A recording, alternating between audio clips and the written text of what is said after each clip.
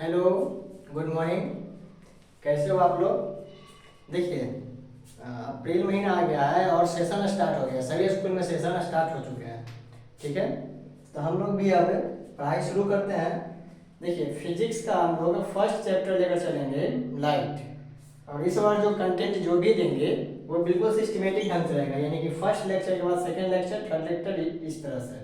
ठीक है, first second third lecture जैसे भी होगा, मतलब बीच में कोई कंटेंट को छोड़ेंगे नहीं। ठीक है ना। तो टेंथ का सबसे फर्स्ट चैप्टर जो है एनसीईआरटी के अनुसार लाइट, उसको हम लोग शुरू करेंगे और कंटिन्यू उसको हम लोग रखेंगे। ठीक है, देखिए, तो आज हम लोग देखेंगे लाइट का बेसिक चीज। Light class 10। ठीक है, इसमें हम लोग सबसे पहले हम लोग देखेंगे बेसिक्स, यानी कि सबसे पहले लाइट का डिफिनेशन। लाइट का डिफिनेशन यानी लाइट किसे कहते हैं। तो लाइट हम लोग पढ़े हुए हैं पहले भी कि light is a form of energy. क्या होता है? Light is the form of energy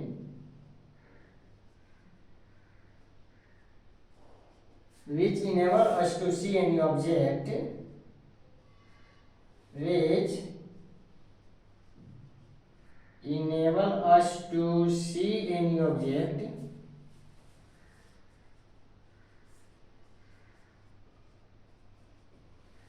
after reflection, after reflection यानी phenomenon of reflection। ठीक है, यानी रिफ्लेक्शन इसमें इसलिए ऐड किया गया है क्योंकि अगर किसी भी ऑब्जेक्ट को हम देखते हैं, जैसे मान लेते हैं कि ये बॉल है, तो बॉल हमको क्यों दिख रहा है? क्योंकि लाइट बॉल पे पड़ा है और बॉल से रिफ्लेक्ट करने के बाद सभी जगह गया है, वो मेरे आँख में भी गया। ठीक है ना, आइज में भी गया। तो लाइट यानी जो भी लाइट है, जो लाइट आ रहा है मरकरी से, बल्ब से, वो इस पे पड़ा, यहाँ से फिर कहाँ गया, यानी कि इसके बाद ये आइज में गया, उसके बाद रेटिना पे इसका पिक्चर बना। ठीक है ना, फंक्शन ऑफ आई जब पढ़ेंगे तो रेटिना पर सब लोग हम लोग पढ़ेंगे, रेटिना या जो भी है, पीपल्स आईबॉल। तो रिफ्लेक्शन के बाद यानी जो भी ऑब्जेक्ट हम लोग देखते हैं वो एक फेनोमेनन रिफ्लेक्शन के बाद ही दिखता है। Any object which we are see, any object which we are see is after the form, after the phenomenon of reflection, after the phenomenon of reflection. जो कुछ भी हम लोग देखते हैं वो रिफ्लेक्शन के बाद ही दिखता है। ठीक है, जैसे मान लेते हैं कि ये बल्ब है, बॉल है, और यहाँ पे सन है, यहाँ पे, ठीक है ना, सन है। तो यहाँ से रे ऑफ लाइट कहाँ पड़ रहा है? बॉल पे, बॉल पे। ठीक है, और बॉल पे पड़ने के बाद ये रिफ्लेक्ट करेगा, तब जाके दिखेगा। मान लेते हैं यहाँ कोई दिख रहा है, ठीक है, यहाँ कोई दिख रहा है, तो सन का लाइट गया बॉल पे या बॉल से गया आइज पे, तब दिखा, यानी इसको हम लोग कहते हैं रिफ्लेक्शन, इसे हम लोग कहते हैं रिफ्लेक्शन। ठीक है, लाइट का जो स्मॉलेस्ट पार्टिकल्स होता है, यानी जैसे कि बॉडी में सबसे स्मॉलेस्ट पार्टिकल्स क्या है? तो सेल है। मैटर में बोला जाता है तो एटम, उससे भी छोटा अलग इलेक्ट्रॉन है, लेकिन एटम में बोला जाता है स्मॉलेस्ट पार्टिकल्स एटम। एटम को भी हम लोग तोड़ते हैं तो इलेक्ट्रॉन, प्रोटॉन, न्यूट्रॉन में टूटता है। ठीक है, तो लाइट का जो स्मॉलेस्ट पार्टिकल्स यानी कि smallest particles of light, smallest particles of light क्या होता है? फोटोन। कौन सा पार्टिकल्स होता है? तो फोटोन होता है, PHOTON, फोटोन। यानी फोटोन को बोला जाता है स्मॉलेस्ट पार्टिकल्स ऑफ लाइट। यानी लाइट का आपसे स्मॉलेस्ट पार्टिकल्स पूछेगा तो क्या बोलिएगा? फोटोन। ठीक है, फोटोन। अब देखिए लाइट का नेचर। ठीक है, लाइट का डिफिनेशन हो गया, स्मॉलेस्ट पार्टिकल्स को हम लोग कहते हैं फोटोन। लाइट का स्पीड भी हम लोग देख लेते हैं, हालांकि आपको पता होगा लाइट का स्पीड बोला जाता है तो हम लोग सीधे सीधे वैक्यूम में बताते हैं, यानी वैक्यूम में। ठीक है, वैक्यूम जिसको एयर भी हम लोग मान लेते हैं, ठीक है ना, मतलब डेंस एयर नहीं, नॉर्मल जो एयर है उसमें, या फिर वैक्यूम में जो होता है वो 3 × 10⁸ मीटर पर सेकेंड होता है। ठीक है, एक मिनट देखिए, तो लाइट का जो स्पीड है वो 3 लाख किलोमीटर पर सेकेंड, यानी 3 लाख किलोमीटर प्रति सेकेंड। 3 × 10⁸ मीटर पर सेकेंड, इसको लिख सकते हैं। लेकिन जैसे ही देखिए यहाँ मीडियम हम लोग दिए हैं, यानी कोई मीडियम नहीं, वैक्यूम है या फिर एयर मान सकते हैं। लेकिन जैसे ही मीडियम चेंज होता है, ठीक है, जैसे मीडियम चेंज हो गया यहाँ पे, जैसे मान लेते हैं वाटर या फिर ग्लास, ठीक है ना, तो इसमें क्या हो जाता है, अप्रॉक्स 2 हो जाता है, यानी 2 into 2 5 into 10⁸ metre per second, लगभग इतना हो जाता है, 2 into 2.5 into 10⁸ metre per second. यानी हम लोग इसको सीधे सीधे इतना भी लिख सकते हैं, 2 इंटू 10⁸ मीटर पर सेकेंड। ये स्पीड ऑफ लाइट वैक्यूम के बाद वाटर या ग्लास में अप्रॉक्स इतना हो जाता है, ठीक है। यानी कि मीडियम चेंज होने पे स्पीड ऑफ जो लाइट होता है वो चेंज कर जाता है, मीडियम चेंज होता है तो स्पीड ऑफ लाइट चेंज हो जाता है, ठीक है। Light is a form of energy which enable us to see any object after the phenomenon of reflection. The smallest particles of light is known as photon. Smallest particle को क्या कहते हैं, photon कहते हैं, ठीक है। लाइट का speed क्या होता है, तो 3 इंटू 10⁸ मीटर पर सेकेंड होता है। देखिए तीसरा नंबर हम लोग देखेंगे, ऐसा करते हैं, सबसे पहले हम लोग देख लेते हैं रेक्टिलिनियर प्रोपेगेशन ऑफ लाइट। यानी रेक्टिलिनियर प्रोपेगेशन ऑफ लाइट क्या होता है।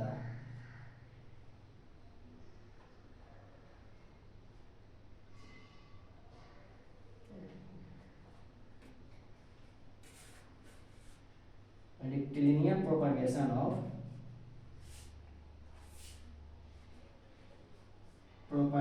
ऑफ लाइट, ठीक है। रेक्टिलिनियर प्रोपेगेशन ऑफ लाइट कहता है कि लाइट हमेशा स्ट्रेट जाता है, लाइट हमेशा स्ट्रेट जाएगा, ठीक है। लाइट मुड़ता नहीं है, लाइट हमेशा स्ट्रेट जाता है। इसको इस प्रॉपर्टी, लाइट का यह प्रॉपर्टी है, इस प्रॉपर्टी को हम लोग कहते हैं रेक्टिलिनियर प्रोपेगेशन ऑफ लाइट। जैसे मान लेते हैं कि यहाँ कोई कैंडल रखा हुआ है, ठीक है। इस कैंडल को अगर हम देखते हैं दो पाइप से, एक पाइप स्ट्रेट है, ठीक है ना, दो पाइप से हम इसको देख रहे हैं, एक पाइप स्ट्रेट है और एक पाइप क्या है, तो कुछ इस टाइप का है, ठीक है। तो अगर इस पाइप से देखते हैं लाइट को, तो लाइट दिखेगा नहीं दिखेगा, लेकिन स्ट्रेट वाले पाइप से देखेंगे तो दिख जाएगा। वो इसलिए क्योंकि यहाँ से रिफ्लेक्शन होकर लाइट सीधे आ रहा है और यहाँ से हम लोग क्या कर रहे हैं, देख रहे हैं, यहाँ से हम लोग देख रहे हैं। लेकिन यहाँ से तो रे ऑफ लाइट यहाँ आएगा, रिफ्लेक्शन करके यहीं से वापस हो जाएगा, अंदर नहीं आ पाएगा, अंदर नहीं आ पाएगा। तो कहने का मतलब ये हो गया कि लाइट रे जो है, यानी कि रे ऑफ लाइट जो है हमेशा स्ट्रेट ट्रेवल करता है, हमेशा स्ट्रेट ट्रेवल करता है। Light rays always travel in a straight line, सीधा जाता है। इस प्रॉपर्टी को हम लोग कहते हैं rectilinear propagation of light. Rectilinear propagation of light यानी light rays always travel in a straight line, light rays always travel in a straight line, ठीक है। और बहुत सारा एक्टिविटी है इसके ऊपर।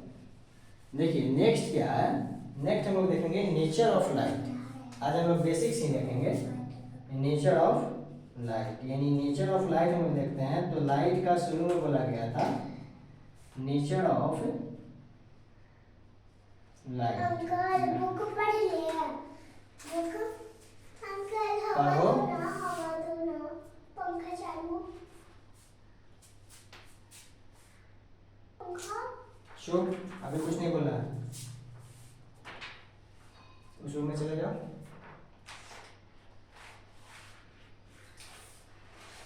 देखिए नेचर ऑफ लाइट, लाइट का दो नेचर हम लोग लेकर चलते हैं। एक को कहते हैं पार्टिकल नेचर, पार्टिकल्स नेचर का होता है, ठीक है। और एक को हम लोग कहते हैं वेव नेचर, वेव नेचर। जैसे मान लेते हैं कि लाइट अगर किसी मीडियम में है ना, तो वो पार्टिकल नेचर दिखाता है, लेकिन बिल्कुल अगर वैक्यूम, जैसे मान लेते हैं कि बहुत दूर से स्पेस से आ रहा है, तो ये जो ट्रेवल करता है ये वेव नेचर में रहता है, ठीक है ना, वेव नेचर, ठीक है। उस वेव को कहते हैं कौन सा, जिससे वेव बहुत सारा होता है, तो electromagnetic transverse wave, electromagnetic transverse wave, electromagnetic transverse wave, transverse wave, ठीक है। यानी कि नेचर ऑफ लाइट हम लोग देखेंगे, तो एक होता है पार्टिकल नेचर, एक होता है wave nature, wave particle nature में, जैसे कि कोई फिनोमेना रिफ्लेक्शन वगैरह जो होता है ना, वो पार्टिकल नेचर में होता है। रिफ्लेक्शन जो होता है, रिफ्लेक्शन का फिनोमेना जो होता है वो पार्टिकल नेचर के कारण होता है, ठीक है। और डिस्पर्सन ऑफ जो लाइट होता है, डिस्पर्सन ऑफ लाइट वो होता है वेव नेचर के कारण। किस नेचर के कारण? वेव नेचर के कारण। तो दोनों नेचर प्रूफ हो गया है, यानी लाइट का दो नेचर होता है, इसलिए हम लोग मॉडर्न फिजिक्स में हम लोग पढ़ते हैं dual nature of light. Dual nature of light, यानी कौन कौन सा दो नेचर हो गया? ड्यूल नेचर ऑफ लाइट, यानी लाइट का दो नेचर कौन कौन हो गया? तो पार्टिकल नेचर भी, वेव नेचर भी। पार्टिकल नेचर में आता है reflection of light, reflection of light, and wave nature में क्या होता है? Dispersion of light,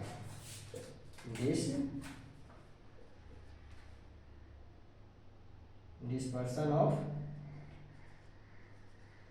diffraction, dispersion, ठीक है, डिस्पर्सन ऑफ लाइट, ठीक है ना। इलेक्ट्रोमैग्नेटिक वेव में ट्रेवल करता है, और वेव की नेचर में है तो कौन सा वेव होगा? Electromagnetic transverse wave, electromagnetic transverse wave, ठीक है।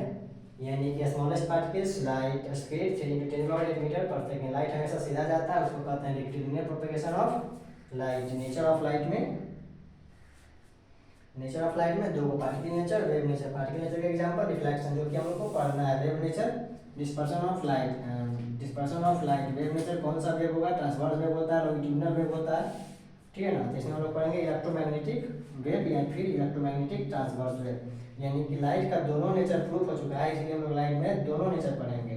ड्यूल नेचर ऑफ लाइट, यानी कि अब जो हम लोग फिजिक्स पढ़ते हैं, फिजिक्स में जो लाइट पढ़ते हैं, उस लाइट में हम लोग दोनों नेचर पढ़ते हैं लाइट का। ड्यूल नेचर ऑफ, उसको हम लोग कहते हैं ड्यूल नेचर ऑफ लाइट, यानी कि पार्टिकल नेचर भी और वेव नेचर भी, ठीक है।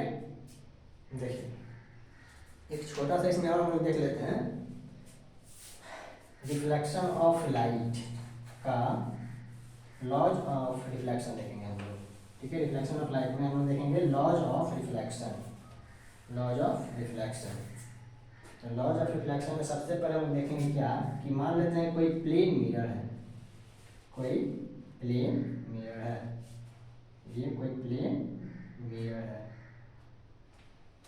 ठीक है। मिरर तब तक नहीं बोलेंगे जब तक कि इसको पॉलिश नहीं किया गया। सिल्वर पॉलिश किया जाता है, क्योंकि silver is the best reflector of light, ठीक है ना। ये कोई मिरर है, अब इस पर कोई रे ऑफ लाइट आता है इस तरह से, यानी जो रे ऑफ लाइट आया इस तरह से, इसको हम लोग कहते हैं incident ray, incident ray.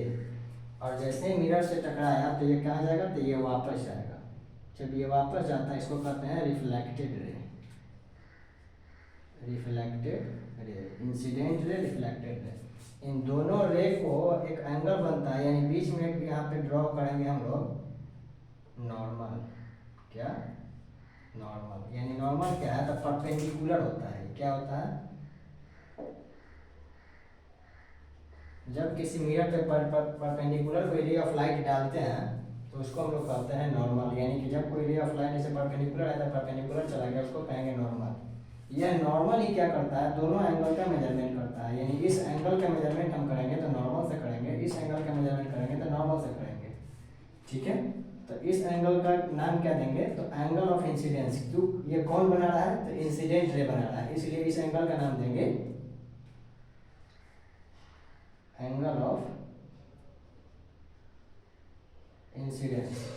Normal से ये रिफ्लेक्टेड, ये एंगल कौन बना रहा है? तो ये एंगल बना रहा है रिफ्लेक्टेड रे, यानी रिफ्लेक्टेड रे नॉर्मल के साथ ये एंगल बनाया, इसलिए इसका नाम देंगे angle of reflection, angle of. देखिए इंसिडेंट रे को डिनोट करते हैं आई से, एंगल ऑफ रिफ्लेक्शन को डिनोट करते हैं आर से। इंसिडेंट को आई से, रिफ्लेक्शन को आर से। तो यहाँ एक दो को यहाँ पे प्रॉपर्टी हो जाता है, यानी कि characteristics, laws of reflection, sorry laws of reflection. तो लॉज ऑफ रिफ्लेक्शन क्या होता है? तो फर्स्ट लॉज होता है कि incident ray normal reflected ray, incident ray normal reflected ray lies on the same plane on same point. यानी इंसिडेंट रे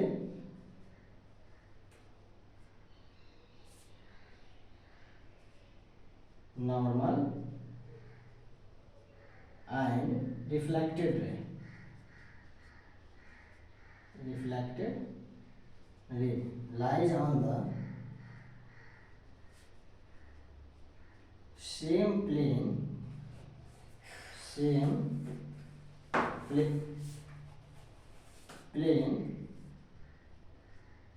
at same point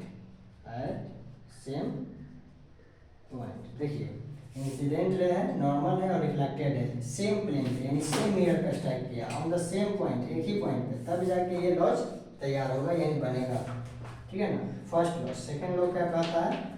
second law कहता है आई इक्वल टू आर यानी angle of incidence equal to angle of reflection. लिख सकते हैं angle of incidence is equal to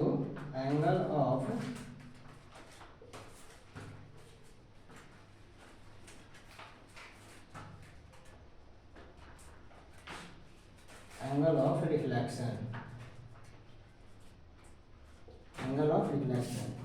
That is angle I equal to angle R, angle I equal to angle R।